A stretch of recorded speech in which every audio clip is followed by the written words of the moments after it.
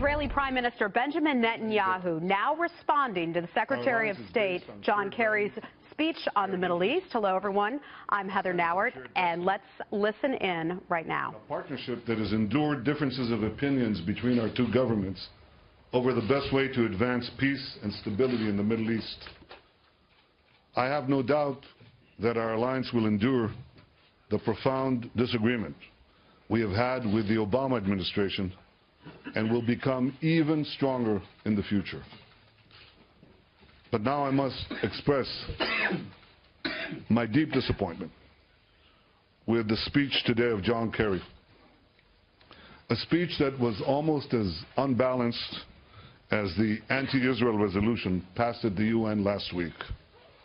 In a speech ostensibly about peace between Israelis and Palestinians, Secretary Kerry paid lip service to the unremitting campaign of terrorism that has been waged by the Palestinians against the Jewish state for nearly a century. What he did was to spend most of his speech blaming Israel for the lack of peace by passionately condemning a policy of enabling Jews to live in their historic homeland and in their eternal capital, Jerusalem. Hundreds of suicide bombings, thousands, tens of thousands of rockets, millions of Israelis in bomb shelters are not throwaway lines in a speech. They are the realities that the people of Israel had to endure because of mistaken policies. Policies that at the time won the thunderous applause of the world. I don't seek applause. I seek the security and peace and prosperity and the future of the Jewish state. The Jewish people have sought their place under the sun for 3,000 years.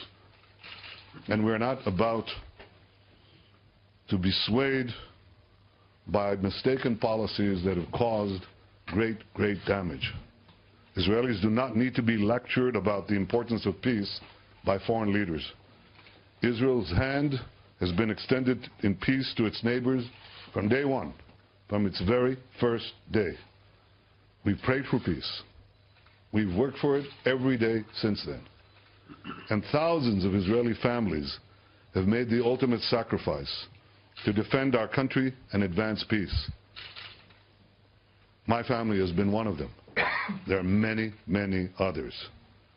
No one wants peace more than the people of Israel. Israel remains committed to resolving the outstanding differences between us and the Palestinians through direct negotiations. This is how we made peace with Egypt. This is how we made peace with Jordan.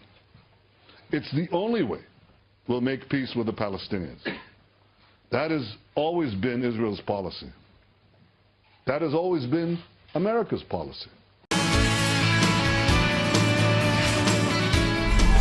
We had to talk fast to jam all that into half a show. But what a day it was. Welcome to Outnumbered Overtime OT, baby. OT, baby.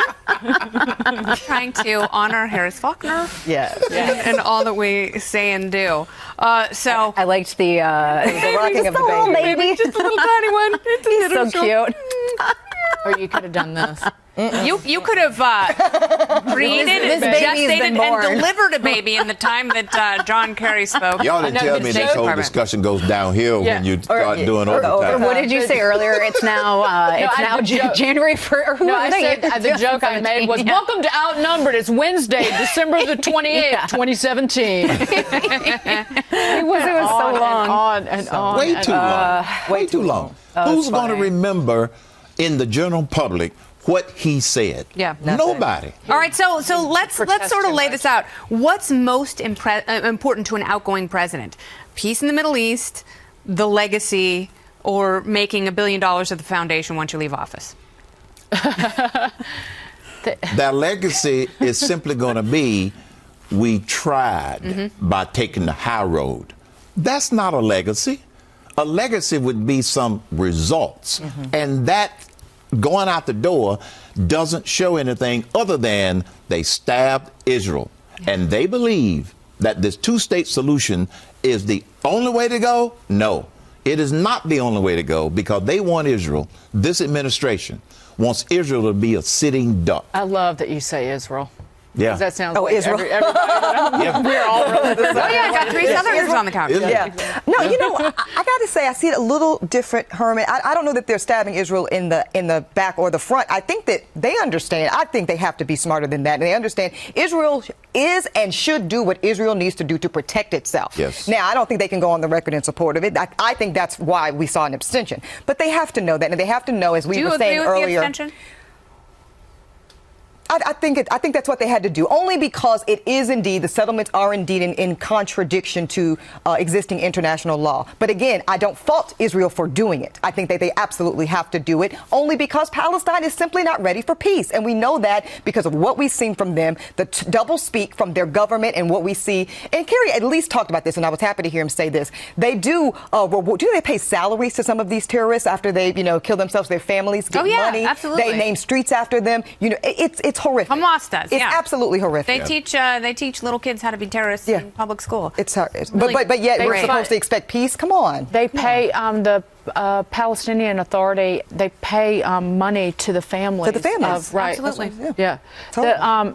But to point out something, back in I think it was in 1980, the Carter administration did something similar to the abstaining from this vote. The Washington Post wrote this then: "It cannot be denied that there is a pact and that it hounds Israel shamelessly, and this makes it very serious when the United States joins in." And the editorial was called "Joining the Jackals." Yeah. And so that then, it's no different. And this is not just Republicans versus Democrats. This is not just an issue that divides people along party line. I mean, there are a lot of Democrats. Chuck Schumer. Yeah, Chuck Schumer. Big time. Very vocal opponent of this vote in the UN. Talk about the political ramifications a little bit. What I said earlier was that's why there's always a why now. Why now and not 2 months ago? Yeah, why not 2 years ago? And it's because of the politics.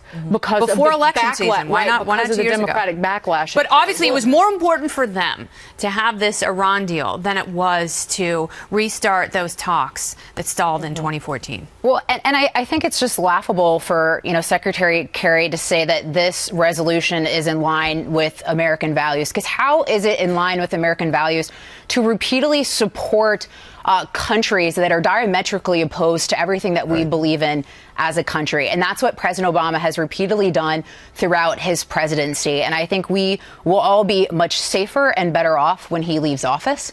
And I think that Donald, like Trump, has already demonstrated that we will stop that sort of course, and we'll stop that course in foreign policy. And I think that is a positive thing, and it really couldn't come sooner. There are three flawed assumptions in this whole discussion, all these speeches. Three flawed assumptions. Number one, that the two-state solution is the only solution. That's flawed assumption number one. Number two, that the United Nations cares about the interests of Israel in a fair sense. No, they do not. Right. And flawed assumption number three is that with their proposed two-state solution and ignoring the 1967 lines, that Israel can be safe. No, they cannot. Those three assumptions, I believe, are all flawed in this whole discussion. Yep. Yeah.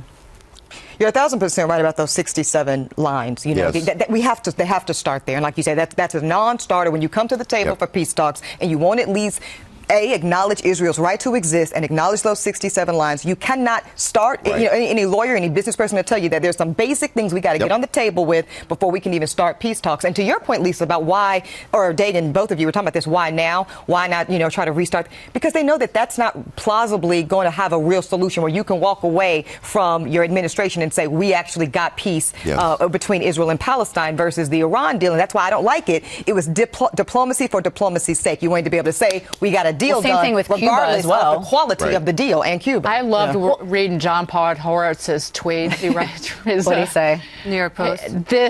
As it was going on, he said, I don't mean to laugh, but I just love him so much. This is an insane thing to say, even for this total blithering idiot.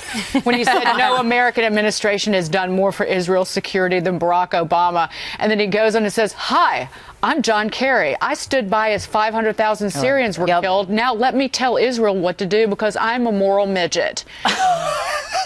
Well, and you guys, I mean, it was. He was blunt. That's why I was it's definitely not mincing words. We can all agree on that. But I think it's going to be really interesting to see what the fallout is for the UN with President-elect Trump incoming. He has already, taken on the UN. He did that throughout the election. Yeah. He's been particularly critical within the past couple of days regarding the resolution. Yeah. Obviously, Prime Minister Benjamin Netanyahu is now incensed as well. As he mentioned before on the show, he has called this resolution a declaration of war. And so I am very interested in seeing what sort of recourse Donald Trump takes as the president of the United States, the U.S. takes, and also, what how Israel continues to react. What is the UN going to do? Are they going to send peacekeeping forces to the West Bank? What are they going to do? How are they going to enforce this? Isn't going to do diddly. They're not going to do anything. They're not going to do anything. No. Now, Donald Trump has one piece of leverage, and only time will tell whether or not he uses it. The nearly $8 billion we pay to support the United Nations. Yeah. If he uses that leverage, don't know if he will, to redefine the rules, which needs to happen. Yeah. John Bolton told me this 5 years ago when I asked him directly. I said, John, what do we need to do? He said, we need a president that has the courage to say, we're going to withhold the money until we renegotiate the rules, because the United Nations has worked against Israel all of the last 8 years of the year. It sure feels that way. I mean, being That's surrounded the biggest leverage, money.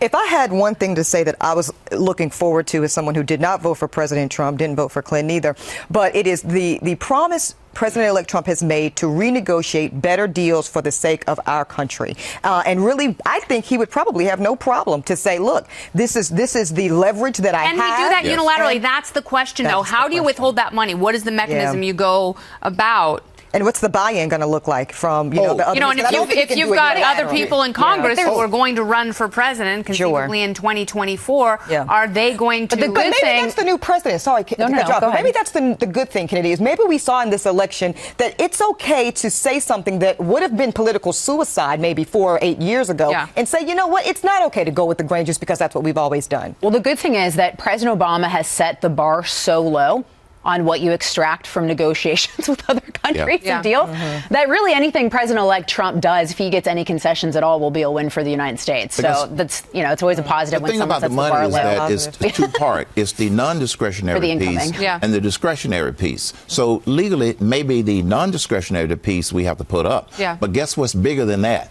The discretionary piece. Is that $5 million? Or $5 billion, rather? Probably $5 billion. But that's the leverage to get the UN's attention. Right now, they basically play the United States of America as Uncle Sucker. All right. Well, I am glad you are far from a sucker. You are a sage, and I appreciate your wisdom on this day, Herman Cain. Happy to be here. Thank you. All right, very good. We will see you at no suckers on this noon Eastern, 9 in the West. No sucker. You like that one? Yes, I did.